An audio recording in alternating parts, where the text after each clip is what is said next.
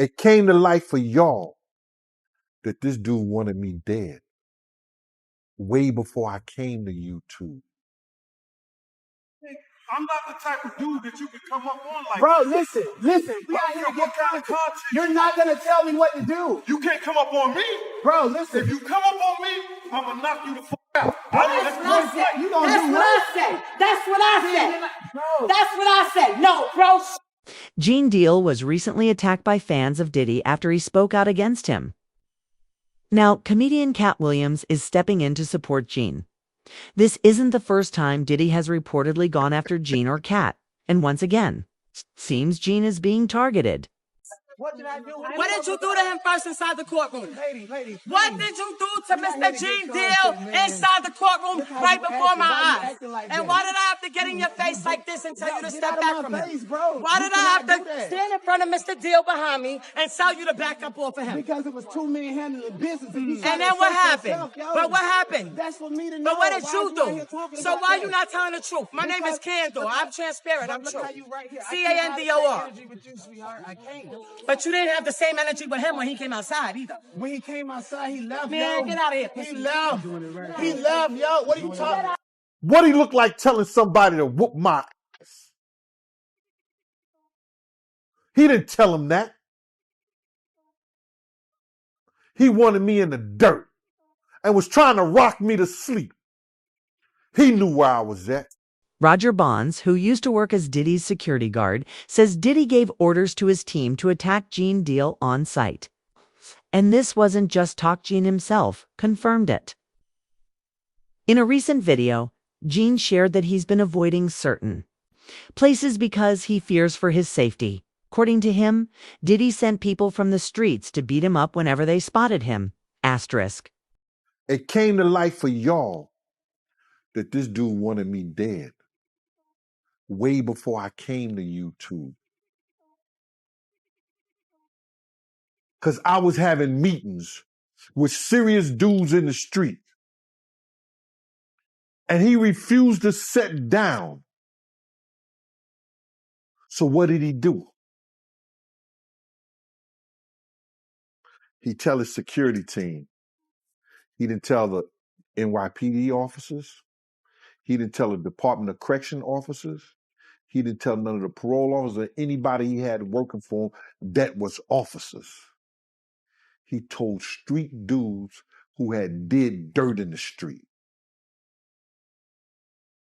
When y'all see Gene, y'all do him dirty. Y'all beat him up. He ain't tell him to beat me up. What I look like getting beat up? What a grown man look like? Somebody smacking him around, hitting him and all this shit like that.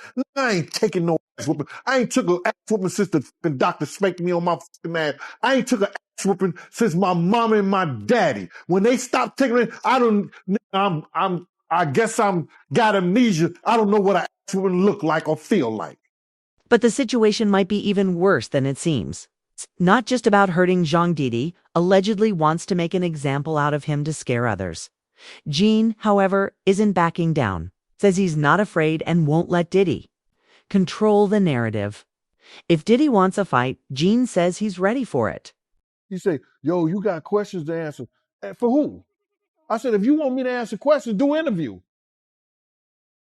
I got a booking number, then you do interview. I answer any of your questions. I ain't got no problem of answering anything that you want to know. All you got to do is pay my fee and I'll be there.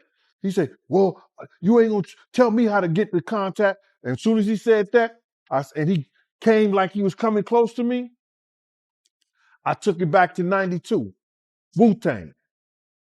Protect your neck. And that's all I'm going to say. I took it back to that. I took it back to 1992 Wu-Tang. Protect your neck. And he know what I'm talking about. Then when I did that, then next thing you know, a girl came, the guards started coming and stuff like that.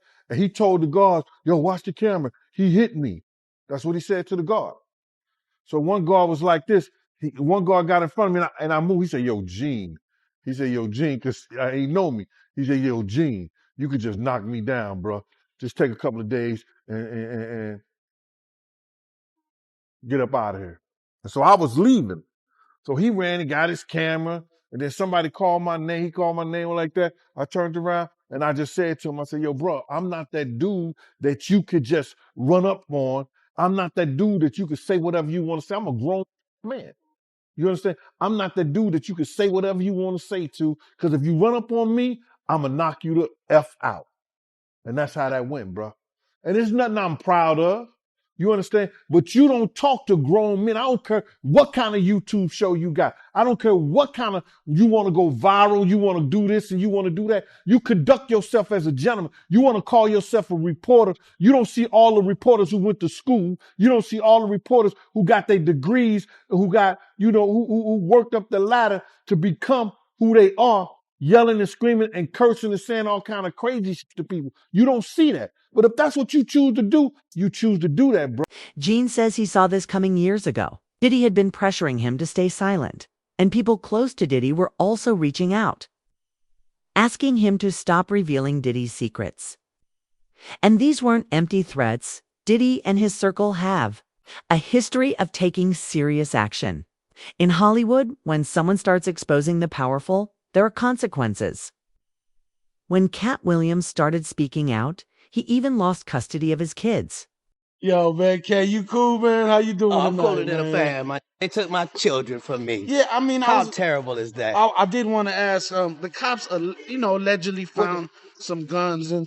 Yeah, they always find guns. I never leave without my a girlfriend. I'm on the middle of an interview, sir. Sorry about it. They found guns and drugs now. Drugs? That's what it was reported. Sir, you can look at my paperwork. There was no drugs. Weed is not a drug. Yeah. I mean, do you think that's safe for kids to be around guns and stuff like that? I mean, I'm just curious. How do you keep this kid safe without guns? They were in a lockbox that the police broke. Oh, okay, yeah. I'm saying, if the police come in and raid my place and break into my gun boxes, you're gonna find guns. But these aren't.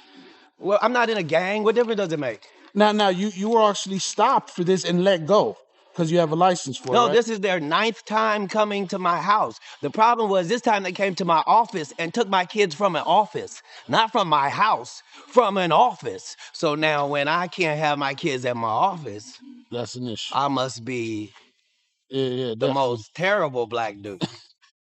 Katt's life has been in danger since the 2000s. Katt used to sleep in a Kevlar vest. Katt was still wearing Kevlar to bed.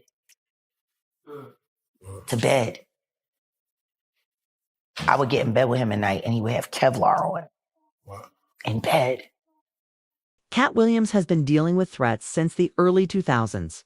At one point, he was sleeping in a bulletproof vest every night. One person said they would go to bed with him and he'd still be wearing it. According to Roger Bond's Diddy, has been sending people after Gene since 2008. Gene had been calling out Diddy long before the FBI got involved. He witnessed how Diddy treated women and how he manipulated actors. And that's why Gene walked away from him. Diddy saw Gene as a threat. Someone who knew too much, and Gene has been exposing those secrets ever since. But he was like, yo, if y'all see Gene, I'm telling y'all, man, somebody better punch him in the face. Somebody better do something to him, man. He out here doing this, that. And we'd be like, all right. Okay, so when was this? Because was Gene doing interviews at this point? Yeah, we talking like 2008, 2009. Gene was spreading the word. Gene was always bad-mouthing Gene. Wait, hold on. Vlad TV started in 2008, 2009. YouTube was really early. No, he wasn't doing YouTube and stuff. He was going around talking a lot. And we all from Harlem. So he was just talking a lot of shit. And it's a small, Harlem is small. So what was Gene Deal saying during that time? What did you hear? He basically was talking about Puff and woman that was going on with him and Kim.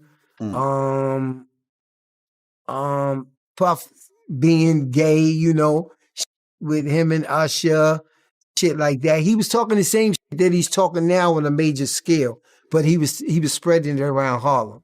Okay. So it was basically a thing where, yo, if y'all see that, man, I'm telling y'all better hear he got hands put on him, this, that, and the other. But we seen him.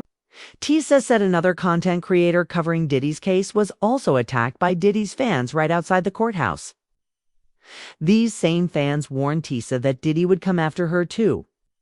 Shockingly, all of this happened in front of police officers, and no one stepped in to help.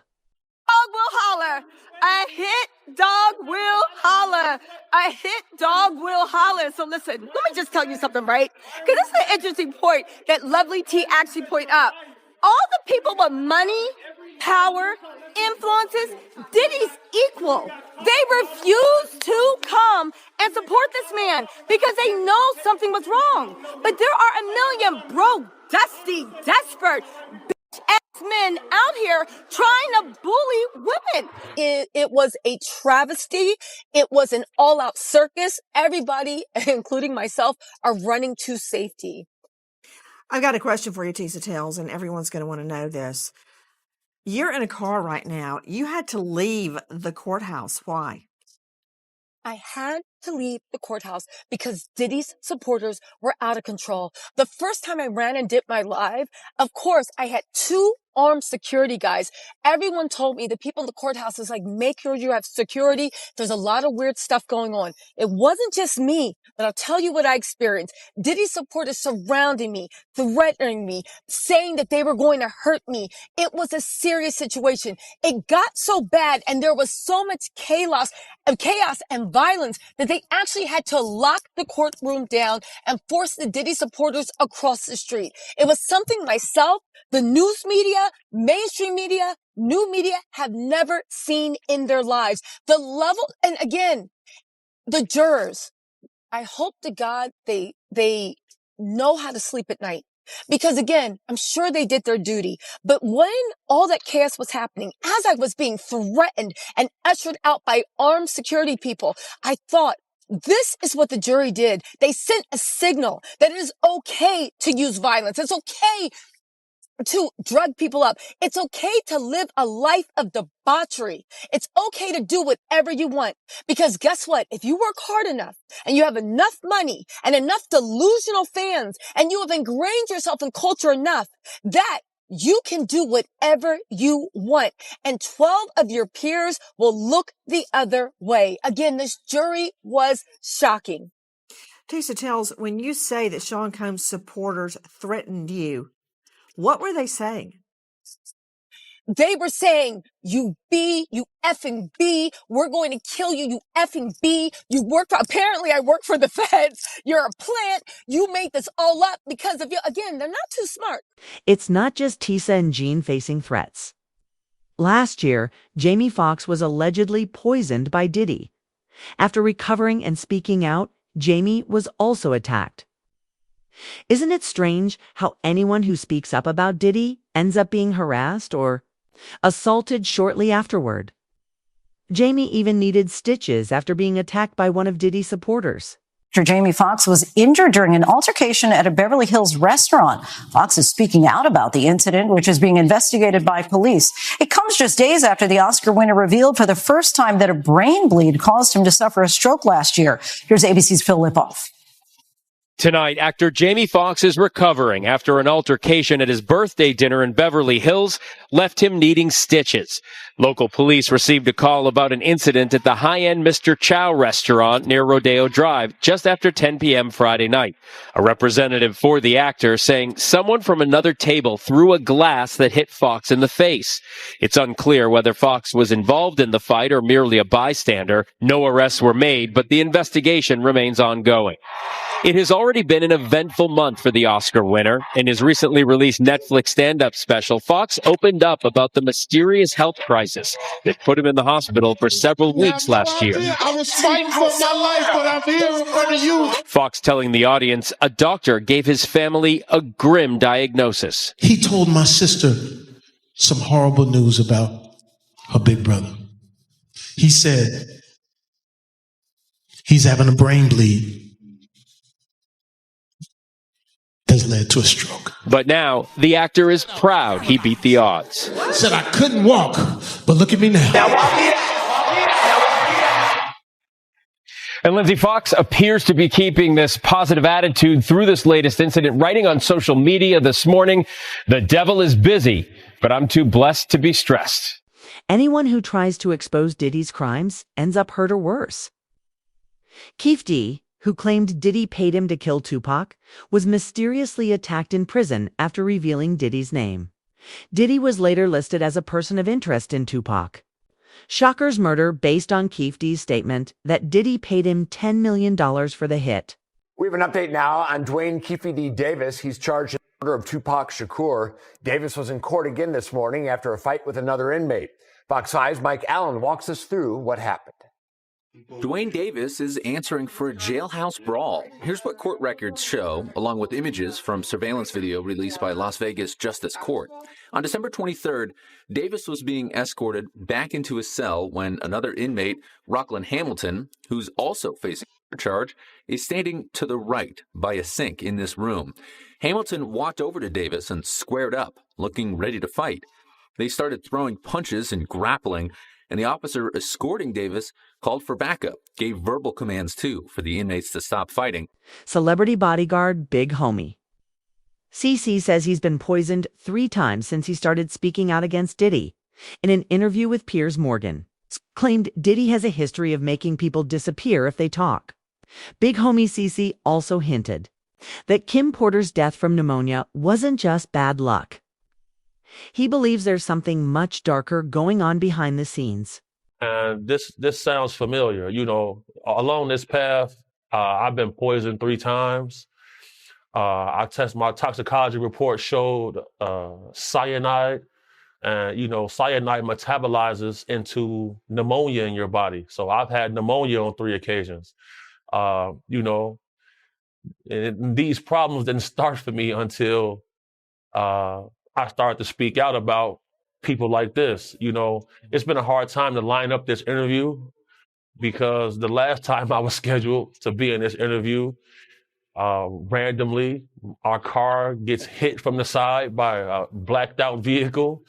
No license plate. That's happened 3 times this month so far. Really? Somebody didn't want me to do this interview. Yeah, somebody didn't want me to do this interview. You know, I'm somebody where I've had FBI come to my house before and tell me they found a threat against my life. So, you know, I'm well versed in this world. But, you know, I got round the clock security. One of them was sitting right here with me right now. This is a dangerous game people are playing, and it's a good feeling for me to see the justice system prevail, and some people deserve retribution. You clearly feel that Sean Combs over the years has made people disappear. Right. Well, Pierce, let me ask you a question. From your journalistic perspective, have you ever noticed how in this industry, people untimely meet their demise as soon as somebody else seems like they're having a problem? Have you ever seen that before? Well, there was, of course, the case of one of his other ex-girlfriends, Kim Porter, who died of pneumonia at a very young age. You just referenced your own situation with pneumonia that you believe was deliberate poisoning. Do you believe that may be what happened to her? Why are so many people coming down with pneumonia? Why is that happening to everybody? What is that about? Where have you ever seen this many cases of pneumonia associated with one situation? So, you know. There were rumors. I'm not saying. Well, I was going to mention on this that there have been rumors circulating online that Diddy may have poisoned Jamie Foxx, which caused his 2023 hospitalization. In his Netflix show, he compared Combs to the devil in revealing his near-death experience after a brain bleed and stroke. He said, I say this all the time. I saw the tunnel. I didn't see the light. It was hot in that tunnel. I thought, have I gone to the wrong place? I looked at the end of a tunnel, and I thought I saw the devil saying, come on, or was that Puffy? Despite everything, Gene Deal says he's not afraid of Diddy or his supporters. In several interviews, he made it clear he won't be silenced. Gene believes it's time the truth comes out. He's seen too much, stayed quiet for too long, and now that people are finally listening, he's not going to stop. Even after being confronted at the courthouse, Gene says scare tactics like that won't work on him. I'm not going to worry about somebody that I bodyguard. And God knows I can bodyguard myself with his blessings. I can bodyguard myself with his blessings, bro. I'm not worried about that. Nothing beats an ambush, and I know that. but I'm not worried about his shit. People just need to talk about something. They want to have something to say, man. Oh, G ain't got to be worried, so like that. So, shouldn't I have been worried when he was out here on the street? When he was out here on the street, I should have been worried. Yo, bro, August the 14th, 1999. High-speed chase in Harlem. You understand? How I didn't know that he didn't send nobody after me then. Because niggas do that shit. They'll send somebody at you. I've seen dudes that do shit, and they have niggas right there in the same clique, and they didn't even know he did it. So how I know those 4 guys, 5 guns to my head wasn't sitting by him? When Roger Bonds come and say later that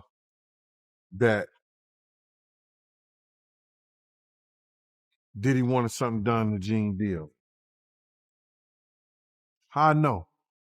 Before the trial even began, Diddy tried to shut Gene up. While Diddy was in jail, Gene kept getting calls from people close to him, money in exchange for his silence. Gene didn't budge. After spending over a decade with Diddy, he knows exactly what Diddy is capable of. I seen that Diddy tried to silence you or tried to get you to stop talking about him. This is relayed to me by Kirk Burrows.